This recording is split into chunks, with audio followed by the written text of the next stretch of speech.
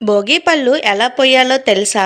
పిల్లలకు భోగి పళ్ళు పోయడం అనేది మన సాంప్రదాయాల్లో ఒకటి. అసలు పిల్లలకు భోగి పళ్ళు ఎందుకు పోస్తారు అనే విషయం చాలా మందికి తెలియదు. ముఖ్యంగా పసిపిల్లలకు దిష్టి తగలడం సహజం. అందుకే వారికి అప్పటి వరకు ఉన్న దిష్టి మొత్తాన్ని తీసి పారేయడాన్నే భోగి పళ్ళు పోయడం అంటారు. సాయంత్రం టైంలో సంధి గొబ్బిళ్ళు పిల్లల చేత పెట్టించిన తర్వాత ఈ భోగి పళ్ళు పోసే కార్యక్రమం మొదలు పెడతారు. 5 సంవత్సరాల లోపు పిల్లలకే ఎక్కువగా భోగి పళ్ళు పోస్తారు. రేగిపళ్ళు, బంతిపూల రెక్కలు, చిల్లర నాణేలు, చెరుకుగడ ముక్కలు కలిపి వాటిని పిల్లల తలపై పడేట్టు పోస్తారు. అలా పోసిన తరువాత కింద పడ్డ రేగిపళ్ళు తినడానికి పనికిరావు. వాటిని ఎవరూ లేని చోట పారేయడం చేయాలి. అసలు పిల్లలకు భోగిపళ్ళు పేరుతో రేగిపళ్ళునే ఎందుకు పోస్తారో తెలుసా? ఈ విషయం చాలా మందికి తెలియకపోవచ్చు. తెలిసిన వాళ్ళైతే పర్వాలేదు.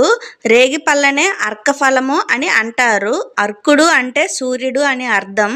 సూర్యుడు భోగి మరునాడు నుండి ఉత్తరాయణం వైపు మల్లుతాడు. అందుకే ఆయన కరుణా కటాక్షాలు పిల్లలపై ఉండాలనే ఉద్దేశంతో పిల్లలకు భోగిపళ్ళు పోస్తారు.